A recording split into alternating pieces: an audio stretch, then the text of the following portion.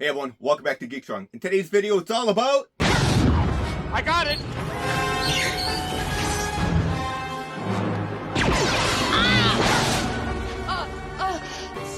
It's not bad. Freeze! Oh dear. Don't move. Let's do this!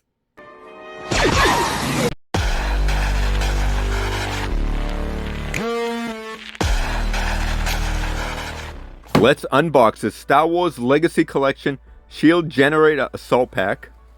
We're going to put these figures with the new Star Wars Vintage Collection Bunker Set. Here's a look at the back of the packaging. There's a little write-up for each figure. Feel free to pause if you want to read it. What do you say? Let's rip open this package, get these figures out of here. We'll check out Articulation, take a closer look at them, and hopefully they look good in this display.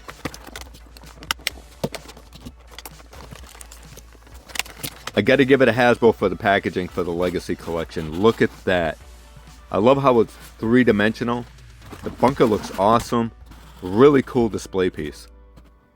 Here's a quick look at the Imperial Officer. Not too bad. Little dated, I gotta say, but not too bad. Here's Han Solo. And I gotta say, it's not a bad looking figure. Let me know in the comments, what do you think of this one? Here's a Rebel Trooper in Biker Scout disguise. Let me know, is this the first time he was released? Here we have R2-D2. Now this is the reason why I bought this set. This R2-D2 after he just got shot looks awesome. What's cool about it is you can remove that effect and just have a regular R2-D2. And you can put that effect probably on any droid. So that's pretty cool. I bet you're wondering, how does that Rebel Trooper compare to the Vintage Collection one? Well, there you go. Alright, it's articulation time. Oh man, not again. Oh good, at least it pops right back in, I think. Fingers crossed I didn't just break another toy during my review. But yeah, here's the Imperial Officer. I mean, very little articulation. I mean, his knees don't even bend. That's pretty bad, but I guess he'll look okay just standing there. It really is amazing how far we have come with articulation on these figures. I mean, this is what we settled for back in the day, and Vintage Collection figures are so articulated, it's incredible. There's a close look at the head and the blaster. Nothing special. Here we have Han Solo, and Han Solo definitely has more articulation than the Imperial Officer. Which is funny to me. I would think that they would have put all the figures with the same type of articulation, but they didn't. But he does have some ab crunch a little bit there. He has, the belt is a separate piece, which is pretty cool. Just a single knee bend, and his ankle just spins and it doesn't pivot at all. But overall, not a bad figure, and he will definitely serve a good purpose in the bunker. I think the head sculpt's actually pretty decent. Here is a Rebel Trooper in Biker Scout disguise, and not a bad figure. I mean, his head's small, but it has to be small in order to fit the helmet on, so I get that. But he does have decent articulation for the time. At least he matches the articulation of Han Solo, and that Imperial Officer was a joke. But not a bad figure, and I'm glad to have this one, so I didn't have to unbox the one that came with the bunker. So I can at least keep that one on card. So he looks pretty decent. I am definitely not a helmet expert, but I gotta say, it actually looks really good, and it fits decent on the figure and looks good. Let me know in the comments, what do you think? Here we have R2, and this is a basic R2. His head spins around, makes that clicking sound. None of the compartments open up. He has movement in his legs. His third leg pops off, which is pretty cool. But yeah, basic R2-D2 we've seen 1,000 times. Color's decent. The head has that gimmick where you can shine a light on the top of him, and that middle blue eye lights up. That is definitely power of the Force, right? But here is the star of the show. It's just a blast effect that you can just put on top of any R2-D2. But it looks good. It's definitely effective. I love how all the arms and the gadgets pop out of it.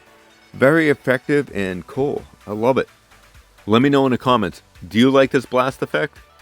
Check this out. This Rebel Trooper looks like the Biker Scout from the Endor Victory accessory set. I think it's the same figure.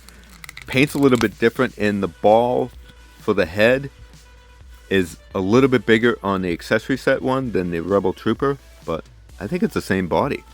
Here he is on the Vintage Collection speeder bike. So what do you say? Let's put this green screen to use.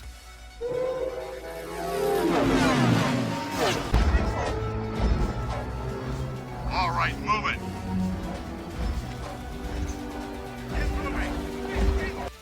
So this is going to be a before and after look of my Ewok village.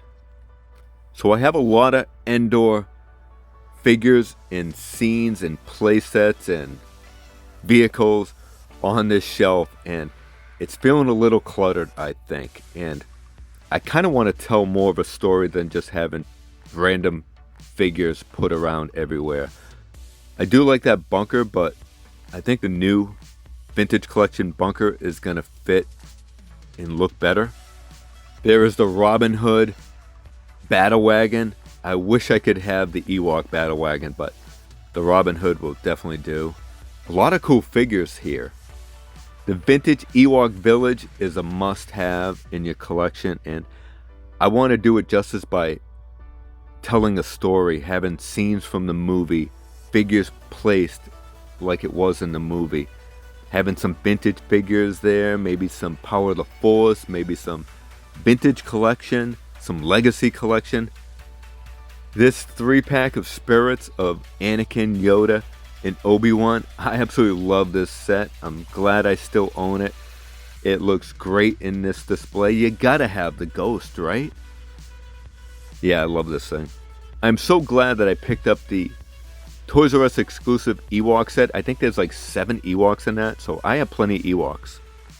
So here's the new Endor bunker and some of the speeder bikes that I'm going to put in the scene, and here it is. Here's the new setup. I like it, so I put the Ewok village to the right and just moved a few things around, and I'm going to tell a story, so check this out.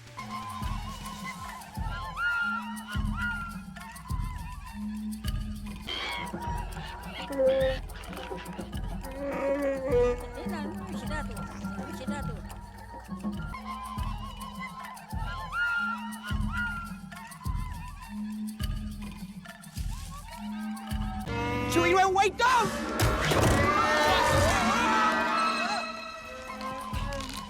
Nice work. Point that thing someplace else. Hey! Han, don't. It'll be all right. Well, why don't you use your divine influence and get us out of this? I beg your pardon, General Solo, but that just wouldn't be proper.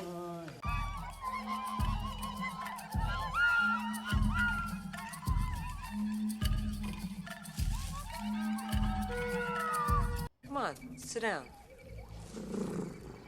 I promise I won't hurt you. Now come here. No. All right. You want something to eat?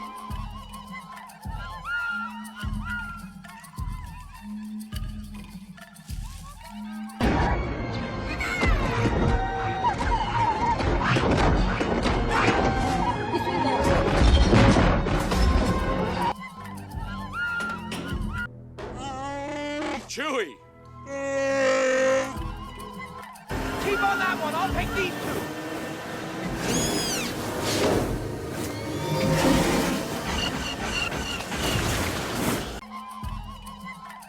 So here's a look at the bunker before I put in the new figures from the Shield Generator Assault Pack.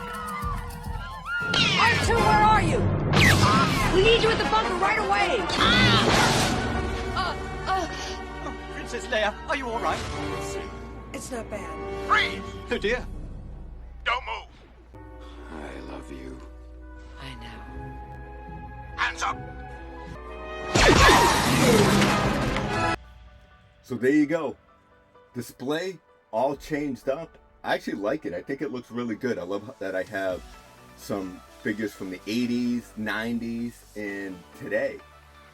Pretty cool. I love the action display with the stormtroopers. They actually hold a pretty good pose like that, like they just got shot by Leia. Yeah, pretty cool.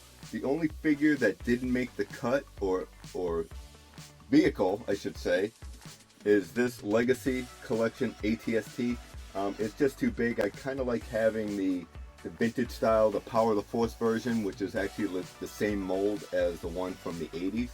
So I like that one. It's not too tall. This one's a little bit taller, but this one looks great in the box, so it'll be displayed on my floor just like this. And yeah, so I really like it. I think it looks good. Let me know in the comments, what do you think? Would you change it?